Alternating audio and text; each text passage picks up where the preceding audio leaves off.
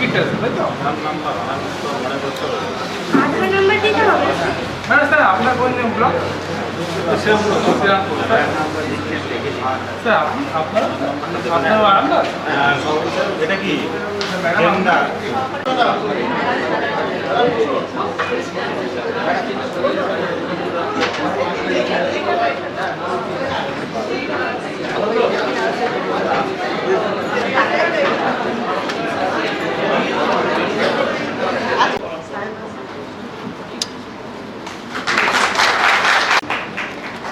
Sir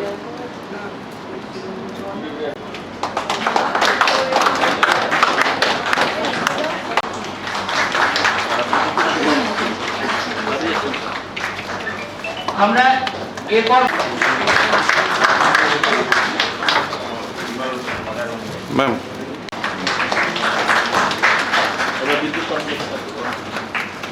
ma'am ma'am এরপর আমরা বরণ করব আমাদের বিদ্যুৎ কর্মাধ্যক্ষ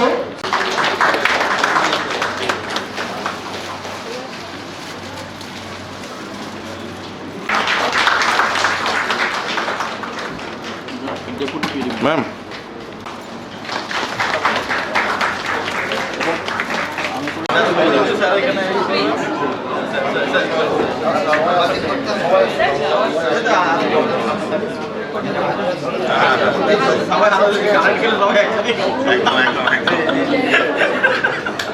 আমরা আজকে জিপিডিপি আমাদের হচ্ছে 26-27 এর প্রোগ্রাম আমরা করব, তার প্ল্যানিং কিভাবে হবে। তবে আজকের দিনে আমরা খুবই আনন্দিত যে আজকে আমরা আমাদের জেলা পরিষদের সহকারী সভাপতি স্যারকে পেয়েছি এবং আমাদের মোটামুটি সকল কর্মরত স্যার ম্যাডামরা এখানে রয়েছেন, আমাদের পিডিডিআরসি স্যার রয়েছেন, ডেপুটি ম্যাডাম রয়েছেন, আমরা আর আপনারা রয়েছেন আমাদের পঞ্চায়েত সমিতির তরফ থেকে সভাপতি স্যার ম্যাডামরা সামনে রয়েছেন, আর ব্লকের যারা মূল কারিগর জয়েন্ট সাহেবরা রয়েছেন, যারা মেনলি জিপিডিপির নোডাল অফিসার, আর আমাদের লাইন ডিপার্টমেন্টরা রয়েছেন, আর আমাদের স্টাফার এবং আইএসডিপির এবং লাইন ডিপার্টমেন্টের আমাদের অফিসাররা রয়েছেন। আচ্ছা, আমাদের এই এখনই আমাদের পূর্ত কর্মদক্ষ জেলা পরিষদের স্যার জয়েন করলেন, স্যারকে অনুরোধ করবো আসনটা স্যার গ্রহণ করুন। আসবেন না স্যার, আর আমি স্যারকে বলবো খুবই ধন্যবাদ। আমাদের পূর্ত কর্মদক্ষ স্যার আজকে 9টা থিমের মধ্যে হচ্ছে কি এটাকে আমরা ভেঙে দিয়েছি। আমরা বলতে এটা স্টেটের এবং যে যে গাইডলাইন সেই অনুসারে হচ্ছে কি 9টা থিম, এই 9টা থিম দিয়ে কিন্তু গোটা লাইন ডিপার্টমেন্ট সমস্ত তারা কিন্তু কভার হয়ে যায়। দেখুন, চাইল্ড হেলথ ভিলেজেতে যেমন আমাদের আইসিডিএস দপ্তরের ভূমিকা রয়েছে, তার সাথে গ্রাম পঞ্চায়েত পঞ্চায়েত দপ্তর সকলেরই এখানে একটা অবদান ভূমিকা থেকেই থাকছে। 4 নম্বর লক্ষ্য হচ্ছে ওয়াটার সাফিসিয়েন্ট ভিলেজ, অর্থাৎ গ্রামটাকে ওয়াটার সাফিসিয়েন্ট বানানো। তাহলে অবশ্যই যে দপ্তর প্রথমের দিকে থাকে সেটা ডিএইচি দপ্তর এবং তার সাথে আনুষঙ্গিক সকল দপ্তরের অবদান তাতে থাকছে। তারপর থাকছে ক্লিন গ্রিন ভিলেজ, অবশ্যই এটাতে আমাদের স্যানিটেশন দপ্তর, তার সাথে হচ্ছে যে পলিউশন দপ্তর যুক্ত থাকে এবং তার সাথে সকলের কোঅর্ডিনেশন। 6 নম্বর যেটা self sufficient infrastructure in village, self sufficient ইনফ্রাস্ট্রাকচারের ক্ষেত্রে এখানে সকল ডিপার্টমেন্টের ভূমিকা থাকে, যারা তাকে সেলফ সাফিসিয়েন্ট সে হয় তার নিজস্ব ব্যবসার মধ্যে দিয়ে এই লক্ষ্যটাতে অবতীর্ণ আমরা হই। আর ভিলেজ উইথ গুড গভর্নেন্স, অবশ্যই একটা এখানে গুড গভর্নেন্স বলতে যে জিনিসটা আমরা বলি সেটা হচ্ছে গ্রামের এবং ভিলেজে অফলাইন না অনলাইনে তো তার হবে। তো এই জায়গাটাতে করতে গেলে পরে কিন্তু গ্রাম পঞ্চায়েতের ভূমিকা এবং পঞ্চায়েত সমিতির ভূমিকা, তথাপি আমাদের হচ্ছে কি জেলা পরিষদ থাকছে, তাদের এই ভূমিকা এই জায়গাটাতে থেকে থাকছে। এরপরে যে আমাদের যেটা রইল সেটা হচ্ছে যে ওমেন ফ্রেন্ডলি ভিলেজ, ওখানে কি ওটা জমা করে এবং যেখান থেকে আমাদের স্টেট গভর্নমেন্ট তথা ইউপিআরডি তারা কিন্তু দেখে নিতে পারে যে আমাদের এই হুগলি জেলাতে সমস্ত গ্রাম পঞ্চায়েতের পঞ্চায়েত সমিতির এবং জেলা পরিষদের প্ল্যান হলো কিনা, ইন টাইমে হলো কিনা। তো আজকে এই প্ল্যানটা কেমন ভাবে আমরা করবো, 9টা থিম রয়েছে, 9টা থিমকে কেমন ভাবে বিশ্লেষণ করব, তার জন্য উত্তর দিয়ে আমরা তাকে বরণ করে নিলাম। আপনাদের বরণের মধ্যে দিয়ে তাকে স্বাগত জানান। গ্রাম পঞ্চায়েতকে গাইডেন্স দেওয়া এবং তাকে হাতে কলমে শিখিয়ে দেওয়া, এটা আপনার লেভেল থেকে, ব্লকের লেভেল থেকে আপনারা সেটাকে দেখিয়ে দিতে থাকবেন। আজকে আমাদের এখান থেকে ওয়ার্কশপ থেকে শিখে নেওয়ার পরে আপনারা ওটা করতে থাকবেন।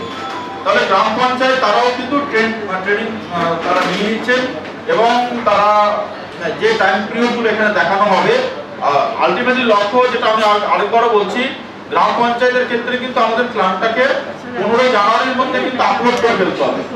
আর পঞ্চায়েত সমিতির ক্ষেত্রে সেটা আমাদের 31 জানুয়ারি, আর জেলা পরিষদের ক্ষেত্রে ফেব্রুয়ারি। তাহলে এই যে টাইম পিরিয়ডটা রইলো, এই টাইম পিরিয়ডটাকে মাথায় রেখে মাঝখানে যে সূক্ষ্ম যে শিডিউলগুলো আছে গ্রাম সভাগুলোকে করতে হবে। তার আগে হচ্ছে কি আমাদের যে যারা ফেসিলিটেটর থাকবেন ব্লকের, তাদেরটা একবার করে নেবে, ওই ধারাবাহিকটা করে নেবে। এটা বলি যে জিপিডিপি আমাদের 25-26 আমাদের হয়ে গেছে, তার জন্য হচ্ছে কি আমরা টাকা এখন পেতে চলেছি 25-26-এর কথা বলছি, যেটা অলরেডি হয়ে গেছে। তার ফান্ড আমরা পেতে চলেছি, যেটা আমি আপনাদেরকে আমরা একটু ওয়েট করতে বলেছিলাম। জিপিডিপি 25-26 কথাটা খেয়াল করবেন, 15 ফিনান্স তার মধ্যে আছে, যেটা 25-26 তার টাকা কিন্তু আমরা পেতে চলেছি, অ্যাপ্রুভাল পেয়ে গেছি। তাহলে এই জায়গাটাতে যেটা আমরা আগের থেকে বলে রেখেছিলাম যে টেন্ডার করে রাখবেন, তাহলে সেই টেন্ডার আপনারা অবশ্যই করে রেখেছেন। তাহলে টেন্ডার হয়ে রয়েছে, আপনারা ওই অ্যালটমেন্টের যে অর্ডার আমরা সার্কুলেট করেছি সেটা দেখে দেখে ওয়ার্ক অর্ডারটা দিয়ে যান। তাহলে আমার 25-26-এর কাজ কিন্তু ফিল্ডে একদম এক্সিকিউট হতে থাকবে। আর প্যারালালি আপনি এই যে জিপিডিপি 26-27 এটাকে আপনি তৈরি করতে থাকুন। এইটাকে দেখি এই 9টা থিমকে সামনে রেখে পোর্টালেতে আপলোড করা, এটা হচ্ছে লক্ষ্য, যে টাইম লিমিট আমি বললাম। আশা করবো আজকে ওয়ার্কশপের মধ্যে দিয়ে আপনারা সেটা খুব ভালোভাবে সেই ট্রেনিংটা নেবেন। এবং কোনো রকম জিজ্ঞাসা থাকলে আমাদের এখানে মাস্টার ট্রেনার রয়েছে, যারা স্টেট থেকে ট্রেনিং নেওয়া, তাদেরকে জিজ্ঞাসা করবেন, কোনো রকম ধোঁয়াশা রাখবেন না। তারপরেও যদি কোনো রকম ইস্যু থাকে আপনারা অতি অবশ্যই আমাদের বিভিন্ন রকম গ্রুপ আছে, সেখানে আপনারা প্লাগ অন করবেন যে স্যার এই জায়গাটাতে কি একদম মাইক্রো লেভেল থেকে উঠে আসে, এবং সেটা হচ্ছে শুধুমাত্র পঞ্চায়েতের একটা উইং নয়, বিভিন্ন উইং আছে, সেখান থেকে উঠে গিয়ে অ্যামালুড হয়ে একটা জিপি প্ল্যান হয়, জেপিটিপি প্ল্যান থেকে। তো আমাদের হচ্ছে আমাদের এসএসজি লেভেলে আছে, যে তারাও হচ্ছে মাইক্রো লেভেলে কাজ করে, তারা একদম ভিলেজ লেভেল থেকে শুরু হয়, তারপরে এখান থেকে উঠে আসে। সেখানে আমরা সেটাকে আমরা বিপিআরপি বলছি, ভিলেজ প্রসপারিটি রেজিলিয়েন্স প্ল্যান। তো সেইটা নিয়ে কিন্তু এখানে আলোচনা হবে, এবং সেটা আপনারা জানবেন যে আমাদের গ্রাম সভাতে কিন্তু এই প্ল্যানটাও আমাদের পাস করাতে হবে। সেই জন্য আমাদের টাইম যেটা বেঁধে দেওয়া আছে, যে ডিসেম্বরের মধ্যে আমাদের এই প্ল্যানটা উঠে আসবে আমাদের এসএসজি লেভেল থেকে, এবং সেটা পিপিআরপি প্ল্যানের মাধ্যমে জিপিডিপিতে অন্তর্ভুক্ত হবে। ওয়ার্কশপের যে আজকে শুভ সূচনা হলো অতিথিকরণ এবং পরিপরিবেশনের মাধ্যমে উপস্থিত সকলকে আমি অভিনন্দন, ধন্যবাদ জানাই, স্বাগত জানাই। সাথে সাথে আজকের এই ওয়ার্কশপের আমি সাফল্য কামনা করি, ঈশ্বরের কাছে আপনার কাছে প্রার্থনা করি সকলে ভালো থাকুন, সুস্থ থাকুন।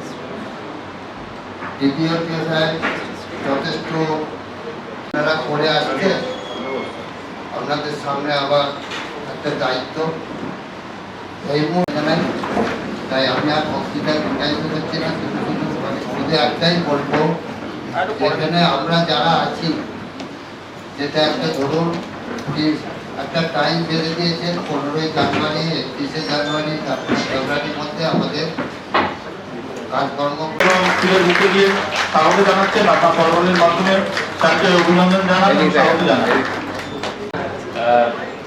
ঠান্ডা লেগে গেছে। আমাদের ত্রিস্তরীয় যে পঞ্চায়েত ব্যবস্থা আছে, সেই ত্রিস্তরীয় পঞ্চায়েত ব্যবস্থার একটা অন্যতম ধাপ হচ্ছে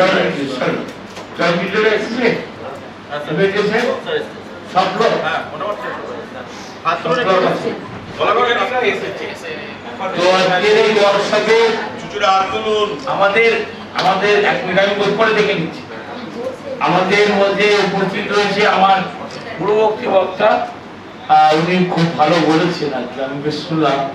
আমি প্রথমে আপনাদের কাছে ক্ষমা চাইছি যে আমার দেরি হয়ে যাওয়ার জন্য। যদিও আমি আমার জনস্বাস্থ্যের কর্মাধ্যক্ষকে আমি এখন থেকে প্রায় 40-45 মিনিট আগে আমি বলেছিলাম আমি একটু রাস্তায় আমি একটু এসআইআর এর কাজ করছিলাম, সেখানে একটু সময় লেগে গেছিল। তো আমি বলেছিলাম যে মিটিংটা চালু করে দিতে। আমি মেসেজটা ডিপিআরডি সাহেবকেও বলেছিলাম যে মিটিংটা চালু করবো, সেটাকে ইমপ্লিমেন্ট করবে আমাদের যারা বিডিও, জয়েন্ট বিডিও তারা, অর্থাৎ আধিকারিকরা ইমপ্লিমেন্ট করবে। তো আজকের মিটিংটা জয়েন্ট বিডিও বা বিডিওদের উপস্থিতিতে একান্ত কাম্য ছিল। আপনাদের যে প্ল্যানিং গুলো আজকে ডিপিআরডি সাহেব নোট করবে, জেলা পরিষদের কর্মাধ্যক্ষদের দপ্তর, তাদের কাছে হাজার হাজার চিঠি আসে প্রত্যেক দিন।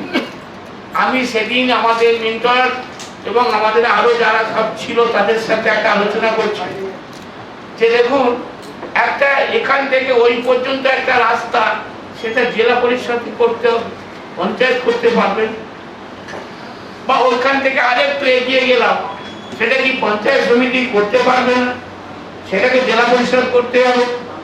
তাহলে সব যদি জেলা পরিষদের কাছে আছে সেটা তো হয় না। আপনারা সেরকম প্ল্যান করুন, পঞ্চায়েত যে প্ল্যানটা করবে সেই প্ল্যানে আপনারা হাত দেবেন না। আপনারা করে দিলাম, আপনারা সরকারি মাধ্যমে কাউকে জানান, স্কুলের তরফ সেগুলোর একটা ওয়ার্কশপ বলতে পারেন। সেই ওয়ার্কশপ সকলে মিলে এই ওয়ার্কশপে আজকে সকাল থেকে আপনারা এসেছেন এবং আমরা এসে পৌঁছেছি। আমি আসার সাথে সাথে হুগলি জেলা পরিষদের সম্মানীয় সভাপতি সাহেব তার মূল্যবান বক্তব্য এবং পরামর্শ দিয়েছেন এবং আগামী দিনের প্ল্যান এবং পরিকল্পনা কি সেই নিয়ে বলেছেন। এখানে আমার জেলা পরিষদের সকল সংশ্লিষ্ট কর্মাধ্যক্ষরা আছেন, আমি আলাদা করে কারো নাম বলছি না। আমরা সকলেই একটা টিম হুগলি জেলা পরিষদ এখানে করতে হবে। ইতিমধ্যেই আমরা সেই জায়গায় দেখেছি যে পাড়ায় পাড়ায় সমাধান বা পাড়ার সমাধান নামে একটা যুগান্তকারী একটা পরিকল্পনা বা একটা রূপায়ণ এসেছেন এবং আপনারা একথা নিশ্চিত যে আপনারা এই হুগলি জেলার যিনি প্রশাসন তাদের সকলে মিলে সেই কাজকে আমরা স্তরে সেই কাজগুলোকে আমরা তুলে আনতে পেরেছি।